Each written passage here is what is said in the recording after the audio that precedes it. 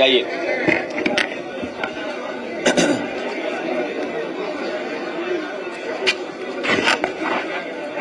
मैं प्रेस का धन्यवाद देता हूं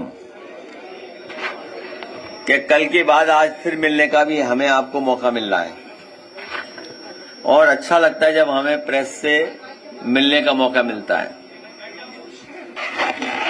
आप ही के माध्यम से हमारी पार्टी की हमारी बात जनता तक पहुंच रही है, इसलिए आपका विशेष धन्यवाद।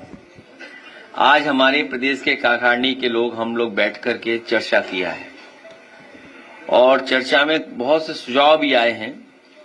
कुछ साथियों ने सुझाव लिख करके भी दिए हैं, जिस पर हम लोग लगातार काम करेंगे, क्योंकि एसआईआर पीडीएफ प्रहरी बनाने का हमारा मकसद यही था कि एक भी जगह पर समाजवादी पार्टी का आम लोगों का वोट वोटर लिस्ट में आ जाए, कट ना पाए। इसलिए हम लोगों ने संकल्प लिया है कि डरना नहीं है, डटे रहना है। एसआईआर से डरना नहीं है, डटे रहना है। और जितना हम लोग जिम्मेदारी से डटे रहेंगे, उतना ही हम लोग आम लोगों का वोट बनवा पाएंगे, उनको वोटर लिस्ट में जोड़ भी देंगे। ये भारतीय जनता पार्टी की जानबूझ करके साजिश है, षड्यंत्र है कि हम आप सब लोग कंफ्यूज रहें और इस सीमा तक कंफ्यूज कर दें कि आप वोट बनाने में, वोट जुड़वाने में ही व्यस्त हो जाएं और जिन मुद्दों पे सरकार असफल है, उन सवालों को हम ना पूछ पाए, जनता के बीच में सरकार से सवाल न कर पाए। मान लीजिए हम पॉलिटिकल वर्कर्स हैं, पॉलिटिकल पार्टी के लोग हैं, ट्रेडिशनल पॉलिटिकल पार्टी हमारी है। हम लोग आंदोलन कार्यक्रम, सरकार के खिलाफ कार्यक्रम चलाते हैं। सरकार ने हमें पेन, कागज, इधर फॉर्म, ये फॉर्म 6, फॉर्म 7, बीएलओ को ढूंढिए, अधिकारी को शिकायत कीजिए, ईआरओ को ढूंढिए, और एडमिनिस्ट्रेशन पूरा सरकार का है, बीजेपी का एडमिनिस्ट्रेशन है। पूरा एडमिनिस्ट्रेशन लगा हुआ है बीजेपी के वोट बनवाने में, और बीजेपी के लोग फ्री हैं और हमारा वोट न बन पाए और परेशान करने के लिए सब बैठे हुए अधिकारी। इसकी समय समय पे जानकारी देंगे हमारे ये एसआईआर पीडीएफ प्रहरी, और हम लोग उसकी शिकायत इलेक्शन कमीशन को करेंगे। और हमें उम्मीद है कि आयोग हमारी मदद करेगा, निष्पक्ष कार्रवाई करेगा, और ऐसे अधिकारी जो रुचि नहीं ले रहे हैं वोट बनवाने में या सहयोग नहीं कर रहे हैं पॉलिटिकल पार्टी का, उनके खिलाफ कार्रवाई करे आयोग की। समय समय हम लोग बताएंगे। और इधर देखा होगा आपने कि हमारे मुख्यमंत्री जी बहुत कम्युनल स्पीच देने लगे हैं। अभी उनकी स्पीच सुनी है सरकार की, वो इसलिए है घबरा जाते हैं जब उन्हें लगता है जनता खिलाफ है, पार्टी के लोग खिलाफ हैं, एमएलए खिलाफ हैं। और कोई मिठाई खिलाने की बात कर रहा था पटना एयरपोर्ट पर, उससे घबरा जाते हैं कि कहीं ऐसा तो नहीं कुर्सी हिल जाएगी। तो जैसे ही उन्हें कुर्सी हिलने का डर लगता है, वैसे ही वो कम्युनल स्पीच बोलने लगते हैं। उन्हें विजन इंडिया से, न्यू इंडिया से कोई लेना देना नहीं है। स्टार्टअप में क्या करना है स्टेट गवर्नमेंट को, उन्हें होश ही नहीं है। स्टार्टअप इंडिया इतना बड़ा कार्यक्रम चला देश में, उन्हें होश ही नहीं है कि स्टार्टअप इंडिया है क्या। आर्टिफिशियल इंटेलिजेंस, हमारा एक पत्रकार साथी जाने कौन सा सवाल पूछ रहा था, लेकिन चलो अच्छा है कुछ तो पूछा उसने, सवाल तो किया, सॉल्यूशन हमने दिया। अब दुनिया एआई पे जा रही है। आज हम और आप बैठे हैं, अगर हम एआई जो चैट जीपीटी है या और कोई प्लेटफॉर्म है, उसमें लिखें और कहें कि हमें ड्रेस कौन सी पहननी है, आज हमें सफेद शर्ट के साथ कौन सा ट्राउजर अच्छा रहेगा, वो तुरंत बता देगा ऑप्शन।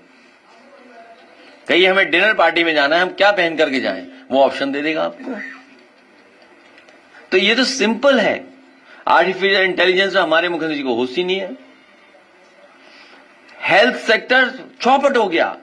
आज मैंने खबर पड़ी एम्स में सोचो, गोरखपुर में तो सब गोरख धंधा चल रहा है कि बिना एनेस्थीसिया के उसका ऑपरेशन कर दिया, बिना से। किसी हमारे एक प्रतिष्ठित चैनल की खबर है कि बिना एनेस्थीसिया के ही उसका वो कर दिया, ऑपरेशन किया, सुनने में आ रहा है। अब इनकी मेडिकल व्यवस्था ये है, द एम्स गोरखपुर मरीज को बिना बेहोश किए ही टूटी हड्डी की सर्जरी कर दी। बताइए, उसे चारपाई से बांध दिया होगा, बेड से हाथ पैर उसके बांध दिए होंगे, तब ये इलाज हो पाया होगा उसका। जालौन से हमने आपने सुना ही था, ऑपरेशन होना था किसी और का, ऑपरेशन थिएटर मिलेगा किसी और को। जैसे ही उसे होश आया वो ऑपरेशन थिएटर से भाग गया।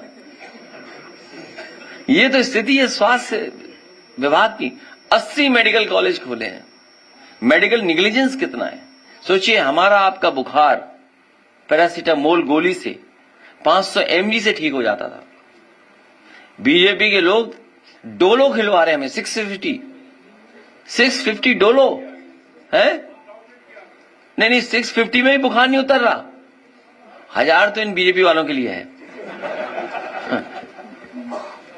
तो आप सोचिए हेल्थ सेक्टर क्या हालत है। हेल्थ सेक्टर चौपट है बिल्कुल। एम्स का स्थिति ये सोचिए, एम्स की, कि बिना बेहोश करे हुए उससे क्या गुजरी होगी वो मरीज ही जानता है।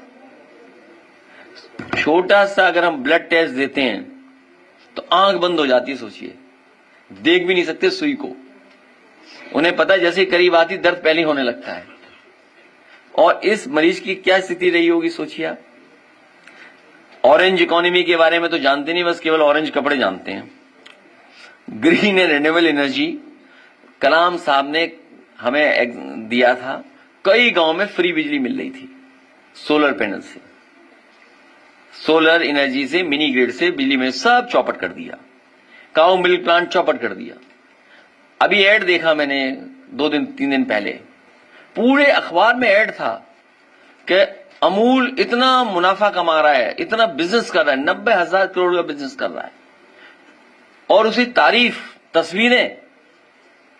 और यूपी जो सबसे बड़ा प्रोड्यूसर है, जो सबसे ज्यादा मिल्क प्रोड्यूस करता है हमारा किसान, न उसको रेट, और हमारा जितना भी पराग था उसको बर्बाद कर दिया उन्होंने। एक भी नया अमूल प्लांट नहीं लाए। जो प्लांट लाए थे वो समाजवादी सरकार में ही आई थी। और एक एग्जेम्पलरी काम हुआ था, काऊ मिल्क प्लांट, जिसमें केवल गाय के दूध के ही बने हुए प्रोडक्ट्स बनते और वो जनता तक पहुंचे। उस काऊ मिल्क प्लांट को ही बंद कर दिया। Agrarian economy, new food culture, healthy food, आजकल इतने प्लेटफॉर्म है, लोग जागरूक हो रहे हैं। सरकार खुद मिलेट्स खिलाना चाहती है। इतने प्लेटफॉर्म्स हैं, इतने यूट्यूबर्स हैं, इतनी जानकारी मिल रही है, लोग हेल्थ कॉन्शियस हो गए, फूड कॉन्शियस हैं कि हमें क्या खाना है, हमें कौन सा प्रोटीन खाना है, हमें कब कार्बोहाइड्रेट खाना है, हमें कब आलू खाना है। आलू की जाने कितनी सब्जियां आ रही हैं। तो आजकल यूथ अफेयर्स में जीरो सरकार, अच्छा वुमेन एंड चाइल्ड डेवलपमेंट और स्पोर्ट्स में जीरो सरकार। पॉवर्टी कह रहे जीरो पॉवर्टी, और उदाहरण दिया कि कहीं जीरो पॉवर्टी कर दी उन्होंने। जीरो पॉवर्टी कहां हुई है, क्या कॉन्सेप्ट था जीरो पॉवर्टी का। अनएम्प्लॉयमेंट बढ़ता चला जा रहा है। ये एसआईआर इसलिए हो रहा है कि नौजवान अपनी नौकरी ना मांगने लगे, पॉलिटिकल वर्कर्स जॉब उसकी बात ना करें, इसलिए एसआईआर कर दिया। और जैसे ही एसआईआर खत्म होगा पंचायत का चुनाव करा देंगे और फिर चुनाव आ जाएगा। बरसात का 1 महीना निकलेगा, उसका चुनाव शुरू सितंबर से उत्तर प्रदेश का। और आखिरी बजट में क्या दे देंगे, क्राइम लॉ एंड ऑर्डर, जो समाजवादी सरकार की बनी हुई व्यवस्था, डायल 100 रिस्पॉन्स सिस्टम बर्बाद कर दिया। कल अखबार में सुना, मैंने पढ़ा कि कुछ नई गाड़ियां खरीद रहे हैं, उसमें भी कमीशन ले लेगी सरकार। जब इन्वेस्टमेंट में कमीशन लेते हैं ये लोग, अच्छा अगर ये इन्वेस्टमेंट मान लें इनका कि यूपी में इतना इन्वेस्टमेंट आया है, तो एक अधिकारी जो अंडरग्राउंड हुआ था उसने कितना कमीशन मांगा था, तो जो आ चुका है तो उतना तो कमीशन दिया होगा ना उन्होंने। कमीशन जा रहा है, इंसेंटिव नहीं, कमीशन जा रहा है। यहां तो इन्वेस्टमेंट कम, कमीशन ज्यादा। लेबर एंड सर्विस सेक्टर, हमारे मजदूरों को बुरा हाल है। एक पोर्टल बनाया कि ये पोर्टल में सब रजिस्टर करेंगे। पूरे देश में सबसे ज्यादा माइग्रेंट लेबर अगर किसी स्टेट के हैं तो उत्तर प्रदेश के। नंबर 1 उत्तर प्रदेश है, नंबर 2 बिहार है। सबसे ज्यादा हमारे उत्तर प्रदेश के लेबर बाहर गए हैं। और इन्हीं का पोर्टल बता रहा है जो हमारे माइग्रेंट लेबर है सबसे ज्यादा यूपी के हैं। रजिस्टर्ड लेबर की संख्या नहीं बताएंगे, उस सेक्टर को कुछ नहीं, ई कॉमर्स में कुछ नहीं, one district one product, Lucknow का वो आ गया और यूनेस्को ने टैग कर दिया, यूनेस्को ने अवार्ड कर दिया फूड और इसको एक कैटेगरी में डाल दिया लखनऊ के ट्रेडिशनल फूड को। तो हमारी सरकार योगी जी कहने लगे कि वन डिस्ट्रिक्ट वन कुजीन। मैं नकल करने में बहुत आगे हैं, कोई चीज नकल करने को मिल जाए। अच्छा, लखनऊ का खाना कौन सा है बताइए? वेज कबाब है क्या? वेज गुलावटी कबाब है क्या? हैं? कुछ तो होगा ना, कौन सा खाना है? खाना नहीं बताया, बताइए। मत कितना भेदभाव मन में है इनके कि जो यूनेस्को ने कैटेगरी में डाला हमारे लखनऊ की तहजीब, लखनऊ का ट्रेडिशनल फूड, हमारी हेरिटेज की वजह से विरासत है हमारी, उसको क्या है नाम नहीं बता रहे हैं। बताइए आप, तारीफ सब कर रहे हैं, कौन सा कबाब आया कैटेगरी में नहीं बता रहे हैं। बताओ आया क्या है नाम, किसी ने पढ़ा? नहीं, क्या चीज आई है हमें तो समझ में नहीं आई। चॉइस साहब क्या था ये? लखनऊ को कौन सा खाना है? हैं? कौन से कबाब है? नहीं, वेज भी तो आता होगा उसमें, वेज नहीं है तो फिर योगी जी क्यों तारीफ कर रहे हैं? नहीं, मैं नहीं कह सकता। हमारे योगी जी वो नॉनवेज नहीं खाते, हाँ, लेकिन पहाड़ पे सब नॉनवेज खाते हैं। विलेज इकोनॉमी, रूरल इकोनॉमी को लिफ्ट करने के लिए हम लोगों ने बड़ी बड़ी मंडियां बनाई थी। पूर्वांचल एक्सप्रेसवे में अंबेडकर नगर में मंडी बननी थी, सुल्तानपुर में मंडी बननी थी, आपके आजमगढ़ में मंडी बननी थी। हमारे गाजीपुर के लोग हैं, इतनी बढ़िया सब्जी करते हैं, इतना बढ़िया वहां पर पैदावार होती है गंगा के किनारे, इतनी सब्जियां जाती दिल्ली तक, कानपुर तक, उस एक्सप्रेसवे से लखनऊ तक आती। तो यहां सबको खाने को मिलती सब्जियां अच्छी। सुबह 4 बजे लोड करते, 7 बजे मार्केट में, 7:30 8 बजे मार्केट में उतर जाती आके, 3 बजे लोड करते तो और जल्दी आ जाते हैं। तो ये तमाम इश्यूज हैं जिन पर सरकार कुछ नहीं बोल रही, बस कम्युनल इश्यूज, क्योंकि वो घबराए हुए नई पीढ़ी के लोगों से, नई पीढ़ी के लोगों से घबराए हुए हैं। नई पीढ़ी के लोगों की सोच नई होती है, या कहें पुरानी सोच नहीं होती है। नई पीढ़ी आने वाले कल की ओर खुले नजरिए से देखती है। नई पीढ़ी मतलब हर अगली पीढ़ी पिछली पीढ़ी से ज्यादा प्रगतिशील होती है। नई पीढ़ी की सोच का दायरा बहुत बड़ा होता है, हमारी सरकार के मुखिया का दायरा ही बहुत छोटा है। नई पीढ़ी दुनिया भर को न केवल अनुभव करना चाहती है बल्कि गले भी लगाना चाहती है। जाना था जापान, पहुंच गए, कहीं ऐसा ना हो जो डेलीगेशन जा रहा है। और किसी ने बता दिया उन्हें कि सिंगापुर में वेनिस है। स्पेन वालों को किसी ने बता दिया कि सिंगापुर में वेनिस है, इसलिए सिंगापुर जा रहे हैं। इसलिए कम से कम कहां जा रहे हैं पता तो हो। और ये इसलिए बनाए डेलीगेशन जिससे उन्हें हटाया ना जा सके, सरकार से हटाए ना जाए। नई पीढ़ी का नेचर इंक्लूसिव होता है, एकोमोडेटिंग होता है।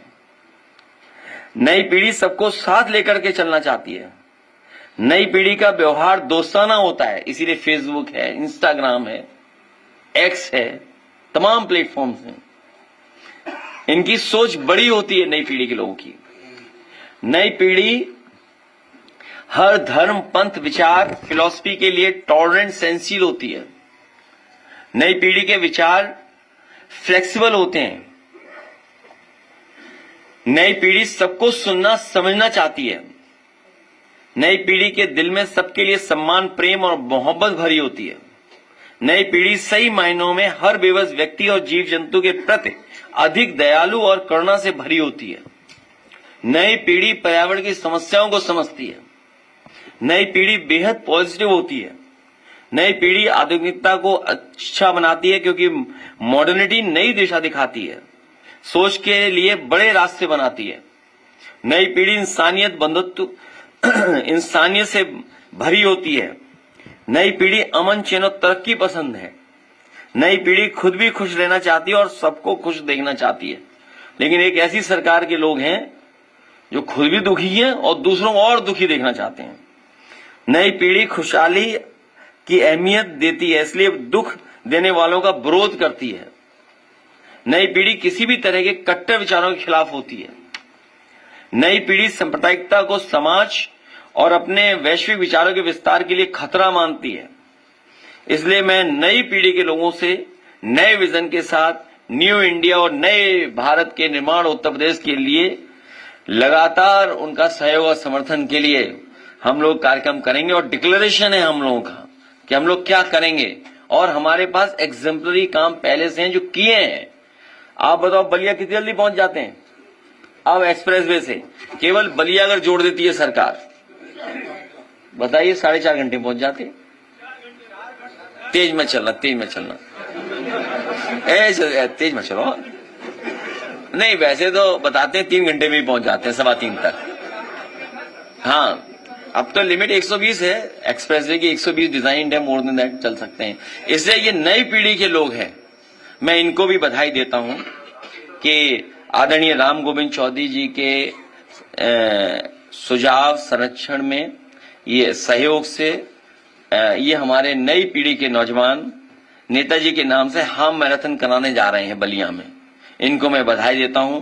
आज आप लोग कुछ अपनी कैप, ड्रेस उसको भी लॉन्च करना चाहते हैं, या ये अपनी ड्रेस रखेंगे जो इवेंट में होगी इनकी। मैं नौजवानों से कहूंगा आगे आए, और विशेष मैं आदरणीय राम गोविंद चौधरी जी को धन्यवाद दूंगा। विशेष धन्यवाद आपको, हाँ विशेष धन्यवाद आपको, जिससे कि खड़े हो जाए। आइए आप खड़े हो सकते हो। फैल जाओ, फैल जाओ, टोपी तुम लगाओ, टोपी तुम नहीं, हम आप दो, एक एक पकड़ लो।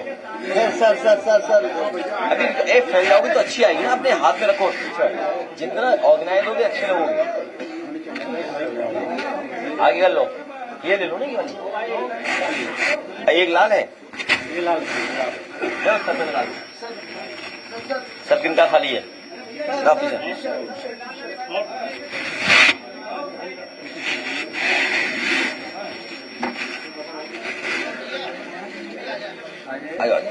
आइए, संतोष आ जाओ। प्रभु जी आ जाओ, बलिया वाले आ जाओ। बनारस नहीं, क्यूटो वाले नहीं आ सकते। आ जाओ बलिया वालों मान लो, क्यूटो नहीं आएगा। और संतोष इधर आ जाओ, छुप जाऊंगा मैं भी। एक टिकट दे दो ना कोई। आ जाओ, ऊपर आ जाओ ना, ऊपर आ जाओ इसके बलिया वाले को। आ जाओ, बस। चल आ जा यार कमलेश, लौटो की दो। आ जाओ, नहीं आ जाओ, संतोष बाबू फैल जाओ ना। आ जाओ संतोष, टोपी दे दे, संतोष को भी दे दे टोपी। हाँ आ जाओ, सबको ले लो, अभी ले लेंगे।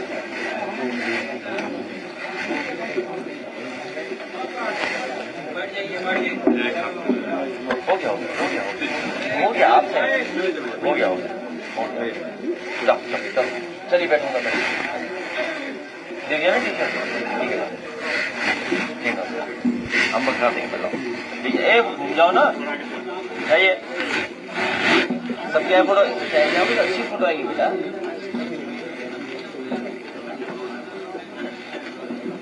धन्यवाद। प्रतिभाग करने के लिए बलिया के सभी लोग इसमें प्रतिभाग करें। ठीक है, हाँ कह देंगे, हम कह देंगे। तो संतोष इसीलिए बुला लिया। अच्छा ठीक है, नहीं करिए। और ठीक हो, मुझे याद है मुझे। चलिए जाइए, बैठ जाइए पहले वीडियो वॉइस अभी प्रेस हो रही है। अच्छा हाँ, एडमिशन नहीं हुआ था हमारी बच्ची वाला जो मेडिकल में नहीं हुआ, MBA में था वो। नहीं हुआ, यही कागज दिए थे सर। वो ये कागज नहीं अभी दोनों लोग नहीं अभी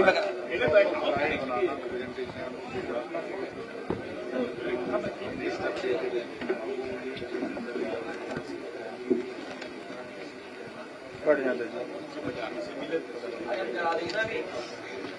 महीने बाद हो जाएगा क्या है? अरे कौन पढ़ाई से नौकरी मिल रही यार अभी? हम ही भूल गए। अच्छा जैसे हाँ ठीक हो गया बेटा, ठीक है। अब जैसे मान लो SIR है, मतलब ये बात जैसे हम और आप 10th 12th पास किए हैं, दोबारा 10th का एग्जाम दे दें, फेल हो जाएंगे हम लोग। कोई बात हुई? हम सबको उलझा दिया SIR में हैं? अभी 10th का हमसे लो, हम लोग जाने कितने नंबर पाए हैं 10th 12th मान लो इंजीनियरिंग में, अभी कुछ पूछ रहे फेल हो जाएंगे हम। अब फील्ड ही बदल गया।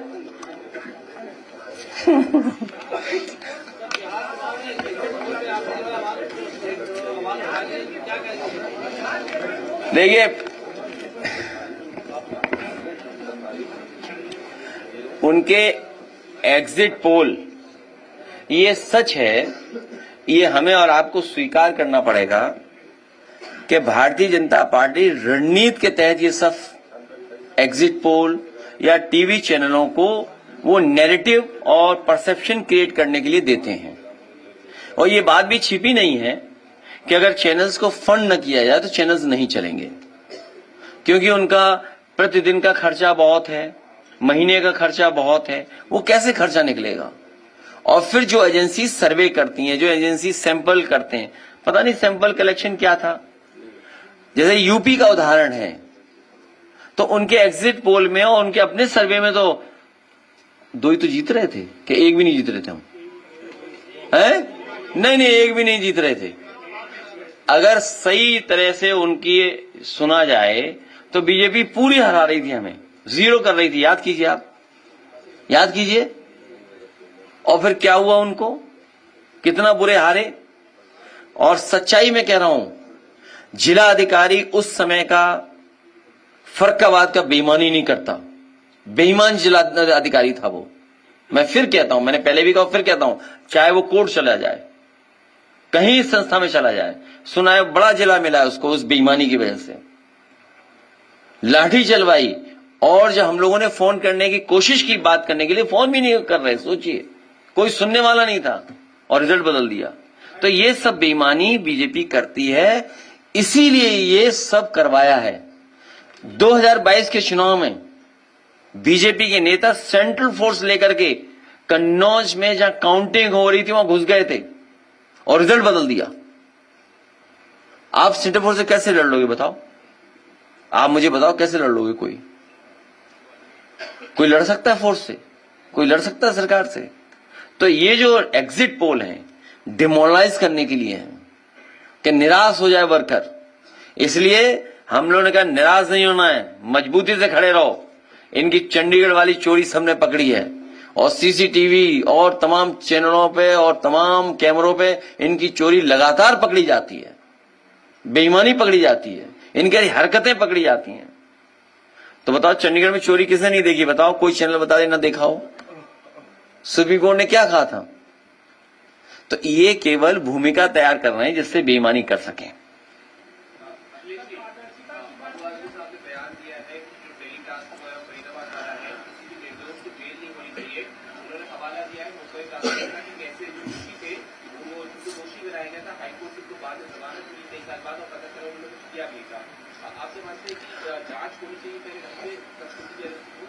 देश के प्रधानमंत्री जी का भाषण हम लोगों ने सुना जो भूटान में दिया, कि भारी मन से उन्होंने कहा कि इतनी बड़ी घटना देश में हो गई, और उन्होंने आश्वासन दिया है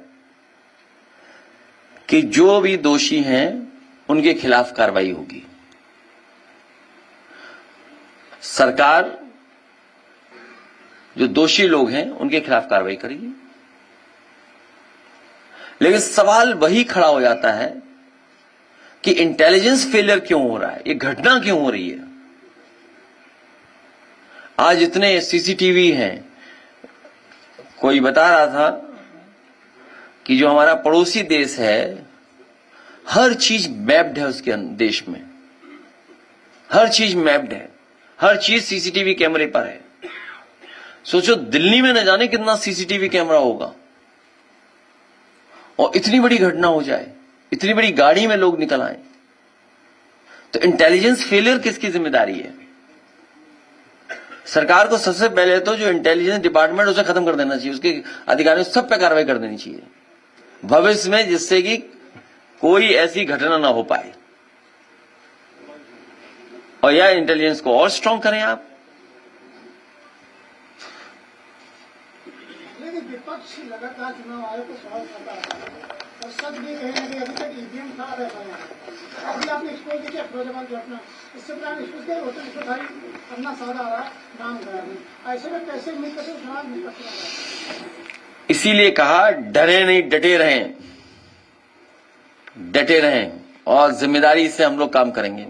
1 साल है हमारे पास, पीडीए प्रहरी बनकर के एसआईआर में पूरी जिम्मेदारी से काम करेंगे, बहुत सिंसियरिटी के साथ, बहुत सावधानी के साथ हम लोग काम करेंगे, जिससे हमारे मतदाता का मतदान करने का मौका मिले, उससे हक ना छीना जाए। और सच्चाई ये है, अगर वोटर लिस्ट से नाम निकल गया तो कल को राशन से निकाल देंगे, कल से कोई और दूसरा नियम कानून ले आएंगे जिसमें तमाम गरीबों को वो मिलेगा ही नहीं अधिकार। हो सकता है अधिकारी ऐसे कोई रणनीति हो भविष्य में कि कुछ हक उनका छीन लिया जाए, कुछ लाभकारी योजनाएं छीन ली जाएं। कई जगह बीजेपी ने आश्वासन दिया था इतना पैसा देंगे, जैसे इनका घोषणा पत्र पढ़िए आप, स्कूटी देंगे। एक ही उदाहरण है, बताओ, स्कूटी देंगे, कितनों को स्कूटी मिल गई? क्यों? घोषणा पत्र में था ना, कोई मोटरसाइकिल थी कि स्कूटी थी?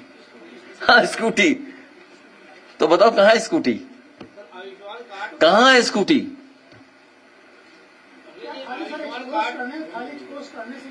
केवल विपक्ष को और पूरी जनता को उस काम पे लगा दें। जनता सोच ही ना पाए कि महंगाई कितनी बढ़ गई, जनता सोच ही ना पाए कि वो उसकी बेटी या बहन परिवार में शादी या सोना खरीदना है, सामान ही न खरीद पाए।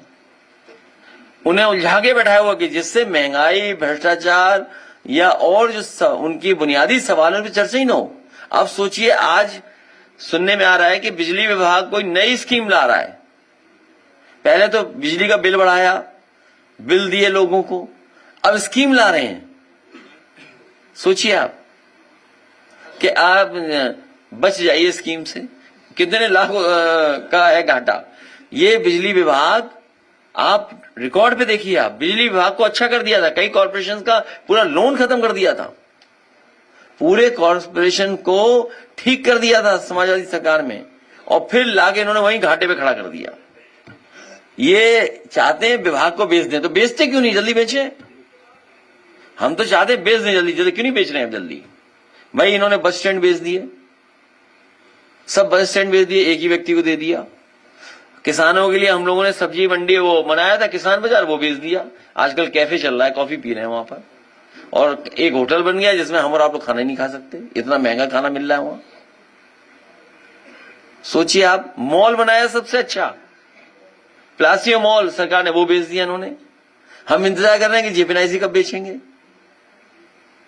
जेनेरेशन बेस पार्क बेच दिया। अरे हम और आप लोग ले नहीं पाए। विज्ञा किला, बताइए आप, जेनेरेशन पार्क बेच दिया। बताइए, ये स्थिति है, हैं? कहां पे क्या करेंगे वहां? तो अच्छा है ना, कम से कम वो देखेंगे कि समाजवादी सरकार में कितना अच्छा पार्क है, और ऑक्सीजन यहां मिलेगी, अमाउंट ऑफ ऑक्सीजन ज्यादा होगी वहां। है?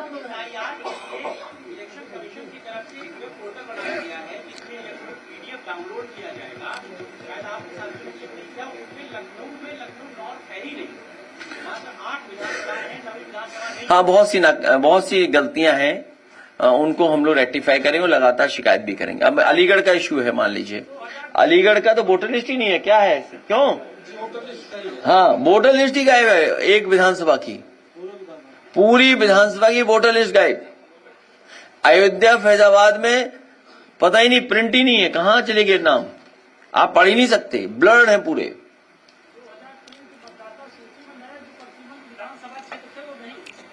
हाँ, तो 2003 के बाद ही तो डिलिमिटेशन हुआ है। तो ये एसआईआर जो हमारे आपके लिए हो रहा है, ये उलझाने के लिए है कि आप बैठे रहो, ये काम करते रहो, कागज पेन उठा करके।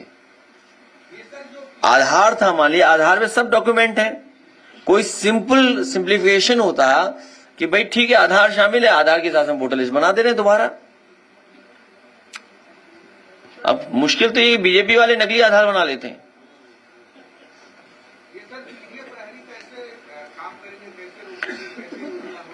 उनको मंत्र दे दिया है, वो मंत्र आपको नहीं बताएंगे।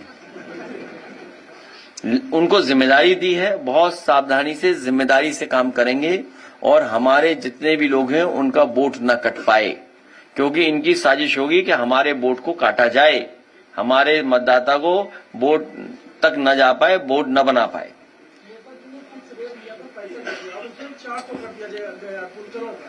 बुनकर भाई हमारे अर्थव्यवस्था को बहुत मजबूत बनाते हैं, अपने घर परिवार का जीवन यापन तो करते ही हैं, वहीं अर्थव्यवस्था को भी मजबूत बनाते हैं। उनको सुविधा देने का काम भविष्य में पुनः समाजवादी सरकार बनने पर किया जाएगा। आयुष्मान कार्ड की जो बात की जाती है, पूरा विभाग जो है आयुष्मान कार्ड को जो है उजागर कर रहा है कि हाँ बहुत अच्छा काम किया है, मगर मेडिकल कॉलेज में ऐसे लोग हैं जिनको आधार कार्ड में ज्वाइन नहीं किया गया, वो बेचारे जो है प्राइवेट में जा रहे हैं।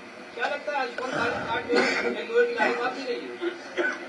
इनको स्टेट गवर्नमेंट को पूरा फंड देना चाहिए, जो अच्छा काम करे। ये कार्ड नहीं, जो व्यवस्था लोहिया अस्पताल में है या सैफई मेडिकल इंस्टीट्यूट में है कि आप जाएंगे पूरा इलाज फ्री, किसी भी व्यक्ति के जाने पर इलाज फ्री, ये व्यवस्था होनी चाहिए। कार्ड नहीं ढूंढना चाहिए और पता लगा इलाज होना है ज्यादा पैसे का और कार्ड में है पैसा कम। ये किसी न किसी प्राइवेट कंपनी को लाभ पहुंचाने के लिए इस तरह की योजनाएं पॉलिसी लाई जाती हैं। मैं ये कह रहा हूं कि समाजवादी व्यवस्था वो होगी कि कोई गरीब अस्पताल में आएगा तो उसका इलाज फ्री होगा, दवाई फ्री होगी।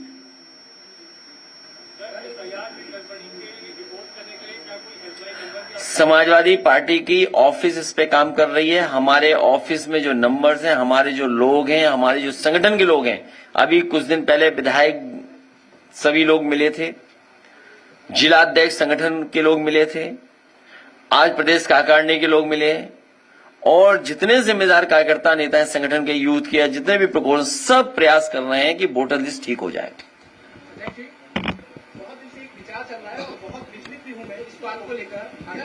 भारी मन से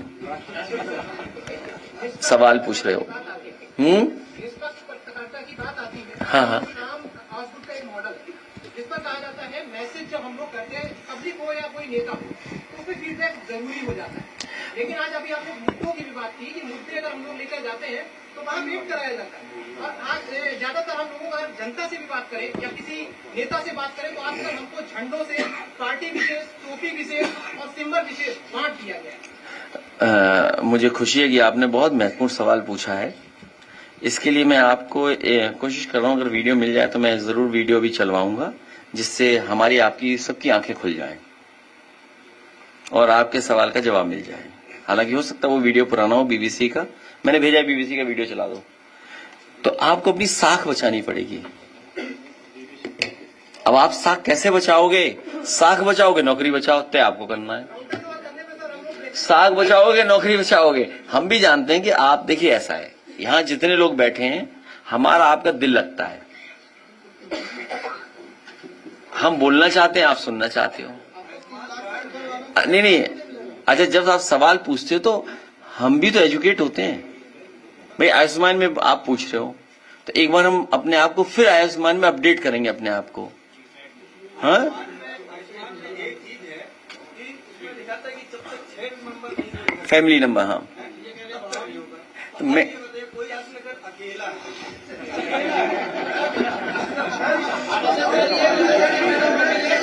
नहीं, क्या अकेले वाले को नहीं आयुष्मान बनेगा? नहीं, इसमें देखिए ऐसा है, सरकार बहुत समझदार होती है, जो अधिकारी पॉलिसी बनाते हैं बहुत समझदार होते हैं। जैसे आज जो पॉलिसी बनी है कि किन लोगों को बिल में, और जो पॉलिसी बनाई है बिल को लेकर के, तो उन्होंने कैटेगरी क्रिएट कर दी कि इससे ऊपर जिनका बिल होगा उनको इतना हम माफ करेंगे। आई नहीं कैटेगरी, तो उनको पता है ना कि अगर इतने बच्चे वाले होंगे तो हमें कार्ड कम बनाने पड़ेंगे, इसके नीचे जाएंगे तो कार्ड ज्यादा बनाने पड़ेंगे। बात समझ गए ना? नहीं, सरकार अपना बजट बचा रही है। एक तरह को कह रहे हैं कि 2 बच्चे होना चाहिए, एक साथ होना चाहिए। इसमें हम इसलिए नहीं बोलेंगे, कुछ लोग दूसरों के बच्चों से खेल रहे हैं। और ये बात, ये जो पत्रकार है, जरा चलाइए आवाज थोड़ी डाउन कर। बीबीसी के डायरेक्टर जनरल टिम डेवी और हेड ऑफ न्यूज डेबोरा टर्नेस ने इस्तीफा दे दिया है। बीबीसी पैनोरमा के प्रोग्राम पर आरोप लगा है कि उसमें अमेरिकी राष्ट्रपति डोनाल्ड ट्रंप के भाषण को एडिट कर दर्शकों को गुमराह किया गया। इन आरोपों के बाद डेवी और टर्नेस ने इस्तीफा दिया। 5 साल से इस पद पर रह रहे टिम डेवी हाल के दिनों में कई विवादों और पक्षपात के आरोपों को लेकर दबाव में थे। द टेलीग्राफ ने सोमवार को एक लीक हुई आंतरिक बीबीसी मेमो का ब्यौरा प्रकाशित किया, जिसमें दावा किया गया कि पैनोरमा कार्यक्रम में अमेरिकी राष्ट्रपति के भाषण के 2 हिस्सों को जोड़कर एडिट कर दिया। इसको देखने पर ऐसा लग रहा है कि ट्रंप ने जनवरी 2021 में कैपिटल हिल दंगे को भड़काया। रविवार शाम को इस फैसले की घोषणा करते हुए टिम डेवी ने कहा कि हर सार्वजनिक संस्था की तरह बीबीसी भी परफेक्ट नहीं है और हमें हमेशा खुला, पारदर्शी और जवाबदेह रहना चाहिए। हालांकि ये इस्तीफे का एकमात्र कारण नहीं है, लेकिन बीबीसी न्यूज को लेकर चल रही मौजूदा बहस ने स्वाभाविक रूप से इस निर्णय को प्रभावित किया है।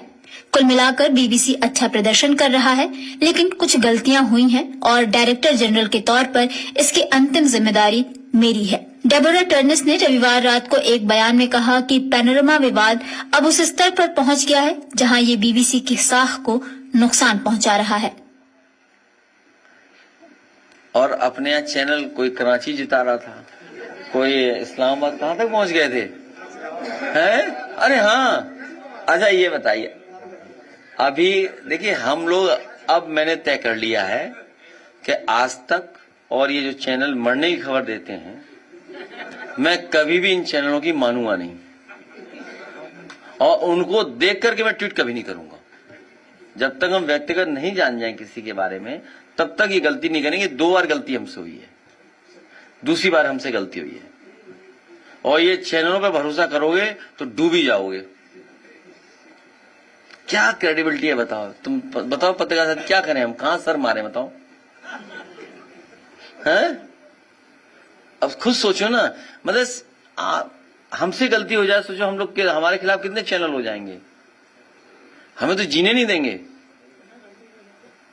और वहां चैनल अपना कोई दिक्कत नहीं, फिर आगे मेकअप करके फिर शुरू हो गए झूठ बोलना। हाँ हाँ सच है, बिना मेकअप के नहीं आते हैं चैनल पे। अब छोड़ो, घर जाओ। बहुत बहुत धन्यवाद पत्रकार साथी। नहीं रुकिए, गाना गाना गाना गाना, रुकिए रुकिए, एक शेर है गाना। नहीं नहीं ये नहीं करो, बैठो, अरे नहीं नहीं नहीं नहीं नहीं नहीं नहीं। देखिए हमारे बहुत सीनियर हैं और पार्टी को समय समय पर ये गाइड करते हैं। शेर पहले और फिर एक गाना हमारा, फिर हम लोग चलेंगे दोनों। ठीक, धन्यवाद।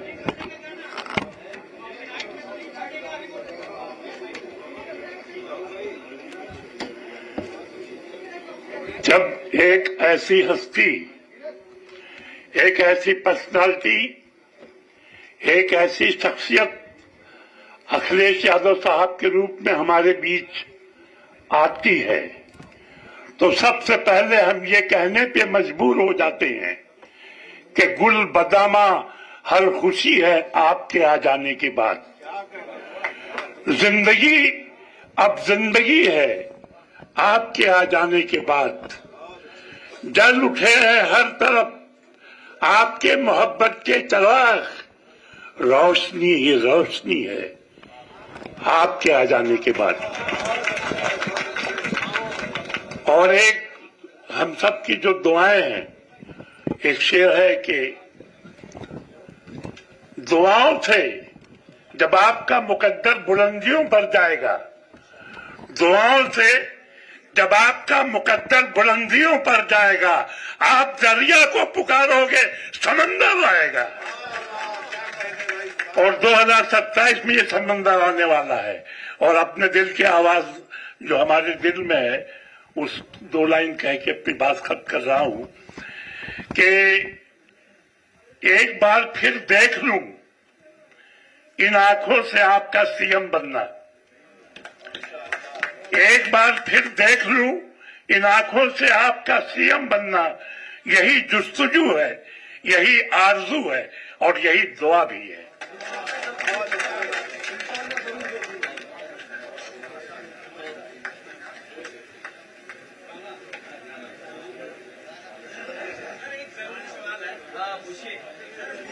पहले सरकार चलवाती थी, लेकिन अब मुख्यमंत्री जी के स्वजातीय चलवा रहे हैं। 8 तारीख को गाजीपुर में लंका मैदान के ठीक सामने एक पीड़ित परिवार का ही घर है, वहाँ पे मुख्यमंत्री जी के स्वजातीय रात के समय बुलडोजर लेकर के जाते हैं, घर पे चलाते हैं। वो लोग पुलिस को बुलाते हैं, पुलिस आती है, उन लोगों के पास असलहे होता है, देख करके पुलिस भाग जाती है। उसके बाद फिर और फोर्स लेकर के आती है, तब तक वहाँ से जो दबंग थे वो जा चुके थे, बाद में फिर कार्रवाई होती है। इन लोगों से क्या उम्मीद करोगे आप? हर स्तर पे आपको परेशान कर रहे हैं। हमारी और आप सबकी पीड़ा एक ही है, इसीलिए एक ही पीड़ा से बंधे हुए लोग पीडीए के लोग। और उस पर कुछ मत बुलवाइए अभी। हाँ, और लाइट बंद करो। पूरे देश में लहराएंगे पीडीए का परचम, पूरे देश में लहराएंगे, अपनी अपनी अपनी अपनी सरकार बनाएंगे, अपनी अपनी अपनी अपनी सरकार बनाएंगे। अरे रहा नहीं वो वक्त पुराना पुराना, अब पीडीए ने मिलकर ठाना, अरे रहा नहीं वो वक्त पुराना, पीडीए ने मिलकर ठाना, अब तक वालों की बनवाई अब अपनी सरकार बनाएंगे। हम अब परिवर्तन लाएंगे, अपनी सरकार बनाएंगे, अब हम परिवर्तन लाएंगे, अपनी सरकार बनाएंगे। का परचम पूरे देश में लहराएंगे, पीडीए का परचम पूरे देश में लहराएंगे।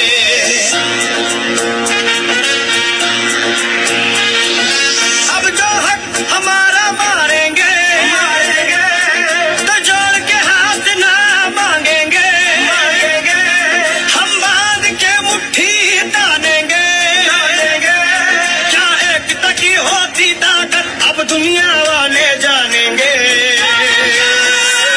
अब लेकर ही हम मानेंगे, अब हम परिवर्तन लाएंगे, अब हम परिवर्तन लाएंगे, अपनी सरकार बनाएंगे।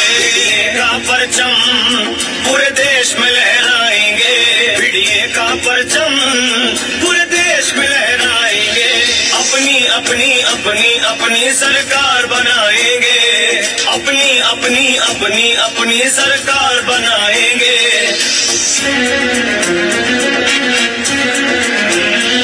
सरकार बनाएंगे, परिवर्तन लाएंगे, सरकार बनाएंगे, हम परिवर्तन लाएंगे। अरे रहा नहीं वक्त पुराना, पीडीए ने मिलकर ठाना, अब तक जिसने हक है हमारा अब उसको सबक सिखाएंगे। न बहकावे में आएंगे, एक दूजे का साथ निभाएंगे, खुद ही सुनहरा कल लाएंगे, इतिहास नया लिख जाएंगे। का परचम पूरे देश में लहराएंगे, पीडीए का परचम पूरे देश में लहराएंगे।